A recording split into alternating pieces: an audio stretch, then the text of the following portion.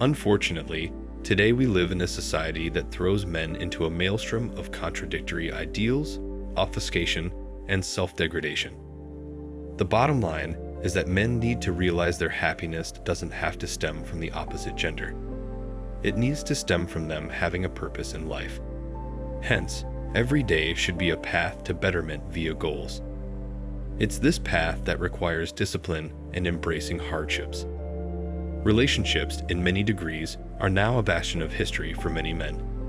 Young men need to realize, in today's society, women have shifted to wanting Tier 1 men. This has been done via laws, social media, and societal pressures that burden men with all the responsibility and no choices. It's the opposite for women. They have choices but no responsibility. Look at how child support laws, custody, imprisonment, ability to receive governmental aid, and so forth are apportioned between the genders.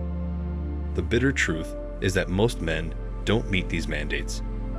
Hence, this is why men need to find solace and joy in their purpose.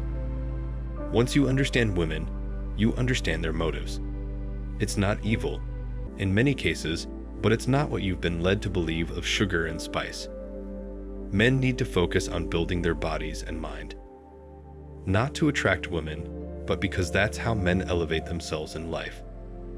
Men need to realize every day they get one life and they need to be goddamn ferocious animals.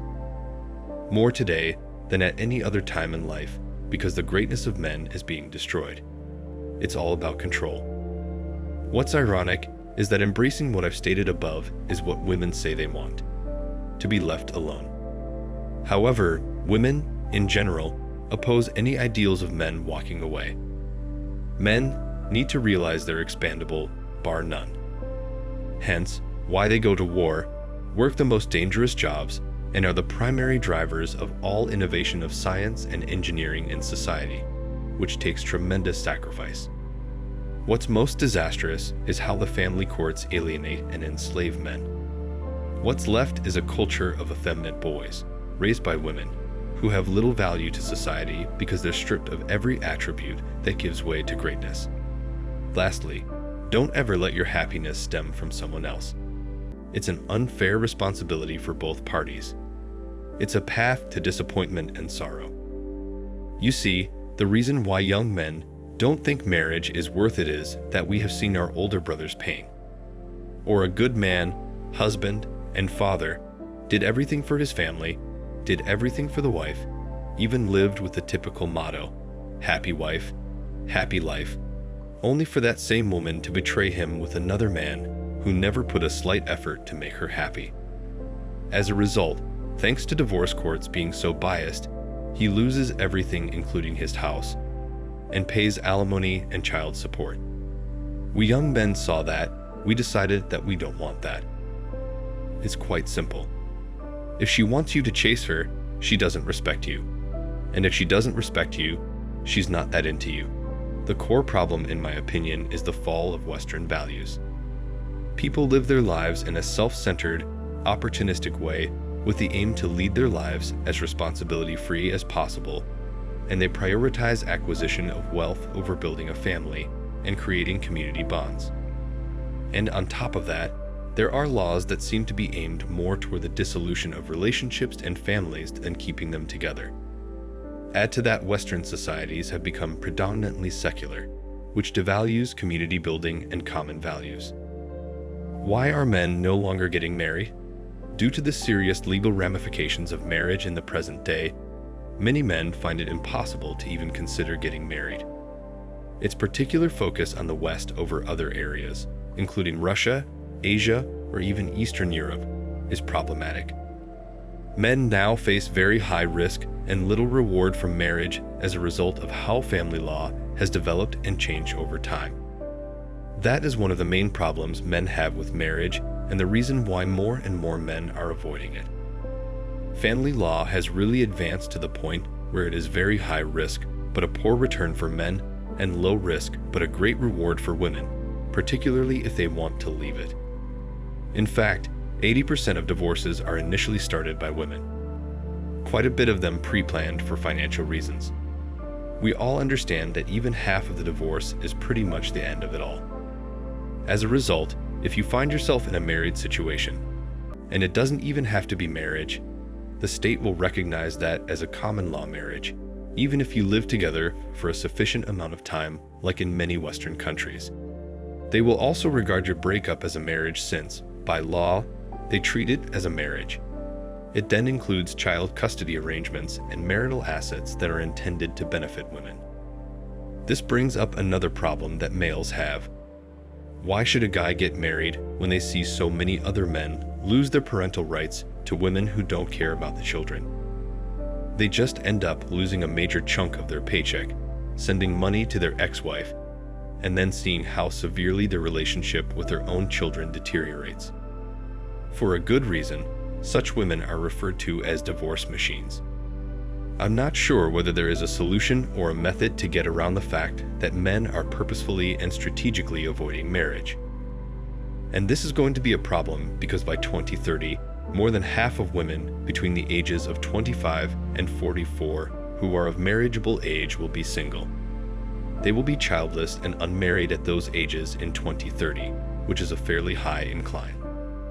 Morgan Stanley commissioned a study so that its investors would know where to put their money over the coming 10 years. According to society, we would regret not having children at the end of our lives. Even in traditionally conservative countries, the quality of relationships has gotten so bad that people no longer marry and live together for the rest of their lives. Leftover women are becoming more and more prevalent in the current world because of feminism and gynocentrism, particularly in Western nations. Recently, I read an article in a newspaper about how this began in the East, and it basically talked about unmarried women in their late 20s and early 30s who prioritize their education and careers before romantic relationships. Many of these women are consequently left alone in their mid-30s or early 40s, only to learn that financially successful men increasingly choose younger women and shy away from women who are overly involved in their jobs. Women are being taught to ditch their feminine qualities. The more children and marriages they have, the more macho they become. Ideology triumphs over biology, in my opinion, if I had to summarize the thoughts of the remaining women. They make fun of men, demonize them, and treat them with complete contempt. Here are some more details in case they still require them. Women who have more than 10 intimate partners are merely making a last-ditch effort to marry a man. Since pair bonding is practically impossible, she likely has DNA from numerous people, according to studies. Let me put it this way. Would you want some other guy's DNA in your child? In addition, society, the matrix, and other strong, influential a person will always be shaped by their family's environment. The woman is likely to be more damaged than a conventional woman raised in a healthy home if the social conditioning is coupled with the absence of a good mother figure or with the presence of a promiscuous or toxic mother. It's like going back in time, and I mean the golden times, if you ever come across conventional women. Sadly, they are not very common. Maybe in the future, women will begin to embrace adopting the stereotypical gender roles and learn how satisfied they can be. Time will tell. The natural principles of this universe should never be disregarded, as I frequently say. The way in which life can be lived with a balance for both men and women is what nature has planned for men and for women. Most of the time, guys prefer to embrace their masculine frames and stay true to their natural characteristics. However, more and more women are making the decision to abandon their femininity in order to assume the role of men in society. They do this by using the influence of the media to gradually persuade men to renounce their propensity for being masculine. Modern women really have a hard time coming up in the next couple of years, that's for sure. Thanks for watching Man Reacts. Show us your love and support by liking this video, sharing it with your friends, and subscribing to the channel. And let us know your thoughts on this in the comments. We're always up for a healthy debate and discussion.